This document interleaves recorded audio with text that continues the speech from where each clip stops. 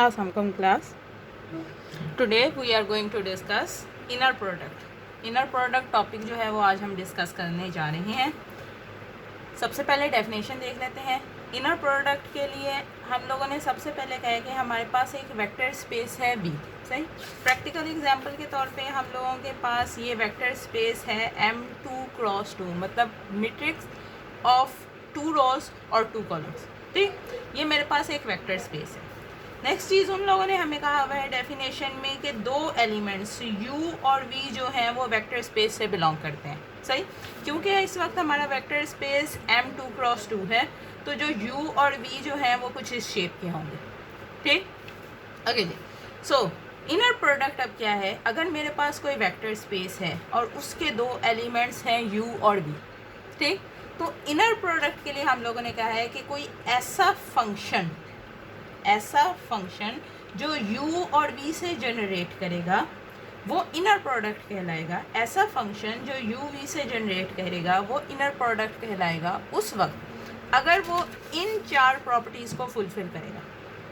ठीक, अब यहाँ पे ये प्रॉपर्टीज़ कौन सी हैं? U V, वही U V मैंने लिए हैं जो वेक्टर स्पेस से बिलोंग करते हैं. सही, अगर ये 4 प्रॉपर्टीज़ कोई भी function, given function, for example ये मेरे पास वेक्टर स्पेस है M2 क्रॉस 2 और ये उसके एलिमेंट्स हैं U V जो कि M2 क्रॉस 2 से बिलोंग करते हैं. सही, देन मैं ये कहूँगी कि U V इनर प्रोडक्ट का ये function AE BF CG DH.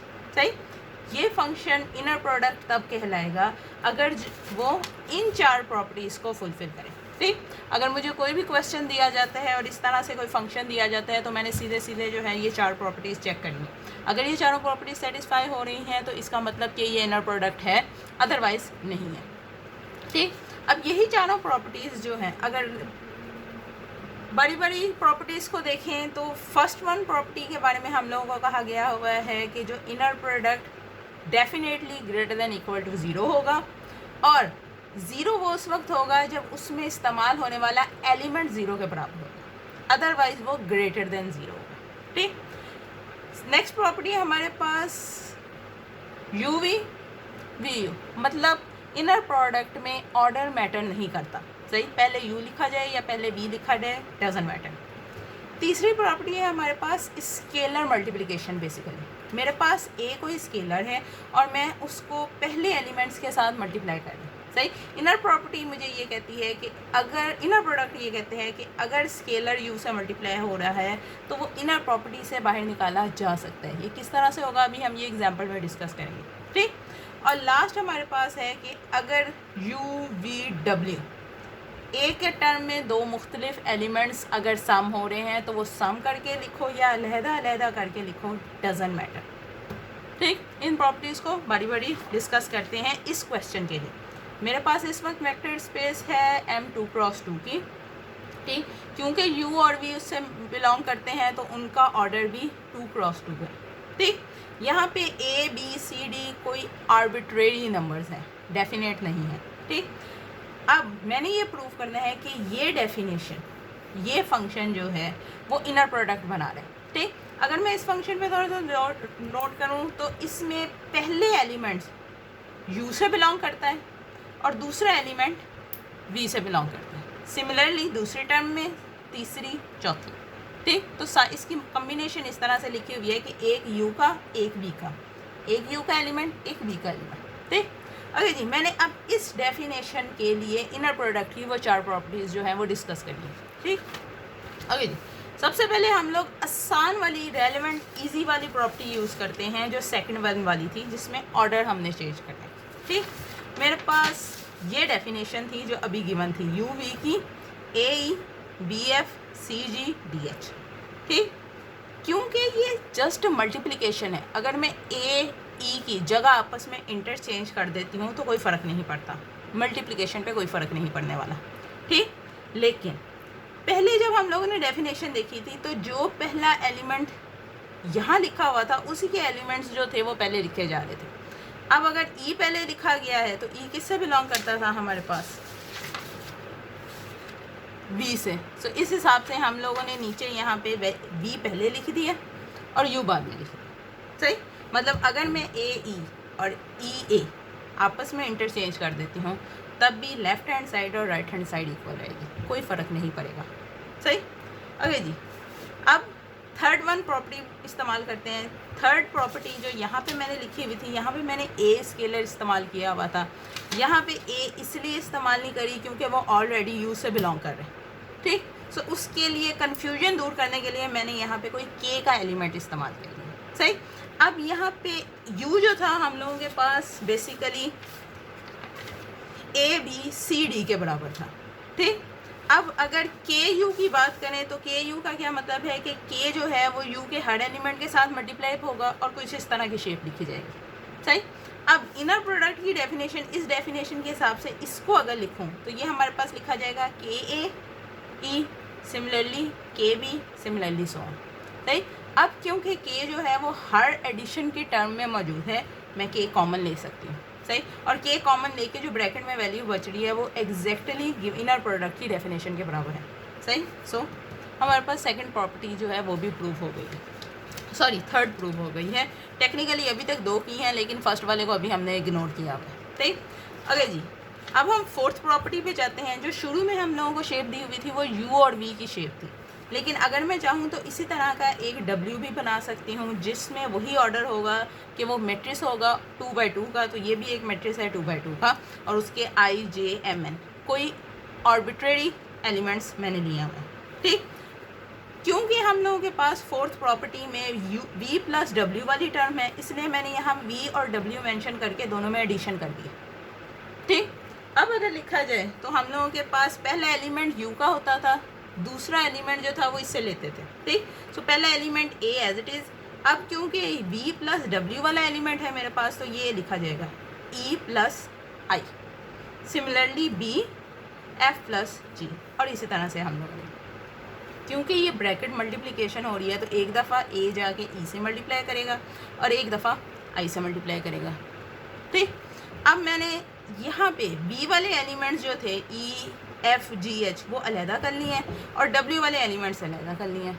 सही, फिर से वही इनर प्रोडक्ट वाली शेप बन रही है, पहले ए बाद में वी का एलिमेंट, पहले ए बाद में डब्ल्यू का एलिमेंट। हमारे पास यहाँ पे फोर्थ प्रॉपर्टी जो है वो प्रूफ हो गई। सही, अब जब मैंने प्रॉपर्टी शुरू की थी प्रूफ करना तो फर्स्ट वाली को इग्नोर किया था और सेकंड से स्टार्ट किया था, इसका मतलब अभी फर्स्ट वाला पार्ट जो है हमारे पास रहता है। ठीक, ओके जी, फर्स्ट वाले पार्ट में अगर हम लोग मेन प्रॉपर्टीज़ को देखें तो यहाँ फर्स्ट वाले पार्ट के दो पोर्शन हैं।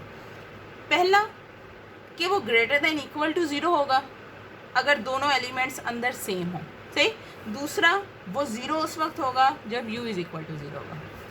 सही, सो सबसे पहले हम लोगों ने यू वाला कंपोनेंट लिया। ठीक, मेरे पास जो भी इनर प्रोडक्ट के दोनों एलिमेंट्स जो हैं वो सेम है। ठीक, अगर पीछे तुम लोगों ने देखा हो तो यू वी जब हमारे पास लिखा हुआ था तो हम लोगों ने उसके लिए ये चीज़ लिखी थी A E B F C G D H. सही, मतलब एक एलिमेंट इससे बिलोंग कर रहा था यू से और दूसरा एलिमेंट जो था वो बी से बिलोंग कर रहा था। ठीक, अगर इसी चीज़ को अब हम यहाँ पे लगाएं क्योंकि यहाँ दोनों एलिमेंट सेम है तो एक दफ़ा पहले वाले के element A B C D, दूसरी दफ़ा दूसरे वाले के एलिमेंट। ठीक, क्योंकि इनमें मल्टीप्लिकेशन हो रही है तो स्क्वायर लिखा जा सकता। ठीक, ओके जी, अकॉर्डिंग टू मैथमेटिक्स रूल के हिसाब से अगर किसी वैल्यू पे भी स्क्वायर लगा हुआ है तो वो डेफिनेटली पॉजिटिव वैल्यू कहलाएगी। क्यों? क्योंकि अगर -3 भी है हमारे पास तो जैसे इस पे स्क्वायर हो जाता है तो हमारे पास +9 मतलब पॉजिटिव वैल्यू आने लग जाती है। तो इस हिसाब से यहाँ पे A B C D square होने की वजह से पॉजिटिव टर्म्स है। सही, और अगर दो पॉजिटिव नंबर का एडिशन किया जाए तो वो भी एक पॉजिटिव एलिमेंट कहलाता है। ठीक, इससे ये साबित होता है कि ये वाली जो टर्म है वो पॉजिटिव मतलब ग्रेटर देन या इक्वल टू ज़ीरो है, नेगेटिव नहीं हो सकती। ठीक, और अगर ये वैल्यू ग्रेटर देन ज़ीरो है तो ये किसके बराबर थी? u इंटू यू के। सो इसका मतलब u इंटू यू भी greater than equal to zero है। मतलब ये हमारी प्रॉपर्टी का पहला पार्ट प्रूव हो गया। सही, दूसरे पार्ट में हमारे पास क्या था? ये वाला पार्ट जो है हमारे पास प्रूफ हो गया। दूसरे पार्ट में हमारे पास ये था कि अगर u 0 के बराबर है तो वो उसी वक्त पॉसिबल होगा if and only if u is equal to 0। सही, इसको हम लेके प्रूव करके चलते हैं। मैं ये सपोज कर रही हूँ कि यहाँ u इंटू यू का इनर प्रोडक्ट जो है वो 0 के बराबर है। सही, अगर ये 0 के बराबर है तो इस इक्वेशन के हिसाब से हमें ये पता चलता है कि ये इसके बराबर है। So A square plus B square plus C square plus D square भी इक्वल टू 0 होगा। सही, मैथमेटिक्स के अकॉर्डिंगली लेफ्ट हैंड और राइट हैंड साइड्स को आपस में इक्वल होना चाहिए। ठीक, तो अगर ये साइड 0 है तो इसका मतलब ये जो टर्म्स हैं हर टर्म इक्वल टू 0 है। हर टर्म जो है इसमें इक्वल टू 0 है, इसलिए क्योंकि बिल फर्ज लेट से ए 0 है लेकिन अगर बी 1 हो जाता है तब हमारे पास लेफ्ट हैंड और राइट हैंड साइड जो है वो इक्वल नहीं आती। ये इसी सूरत में पॉसिबल होगी कि बी भी एग्जैक्टली 0 के बराबर हो। अगर 0 के अलावा कुछ भी होगा तो वो 0 राइट हैंड साइड के बराबर नहीं आ पाएगा। सही, सो लेफ्ट हैंड साइड और राइट हैंड साइड उसी सूरत में इक्वल आएंगी जब ए बी सी डी सारे जो होंगे वो इक्वल टू 0 होंगे। मतलब ये सही। अब अगर ए बी सी डी सारे इक्वल टू 0 हो गए तो ये किससे बिलोंग करते थे? यू से। यू की वैल्यूज़ थी तो यू किसके बराबर हो गया? जीरोमेट्रिक के, विच इज़ इक्वल टू 0। सही, सो हम लोगों ने जो प्रॉपर्टी प्रूव करनी थी वो प्रूव हो गई। अगेन, अगर मैंने किसी भी फंक्शन को इनर प्रोडक्ट प्रूव करना है तो उसके लिए मुझे 4 प्रॉपर्टीज़ बेसिकली प्रूव करनी पड़ेंगी। अगर 4 में से कोई एक भी प्रूव नहीं होती तो वो इनर प्रोडक्ट नहीं बनाएगा। That's it, thank you.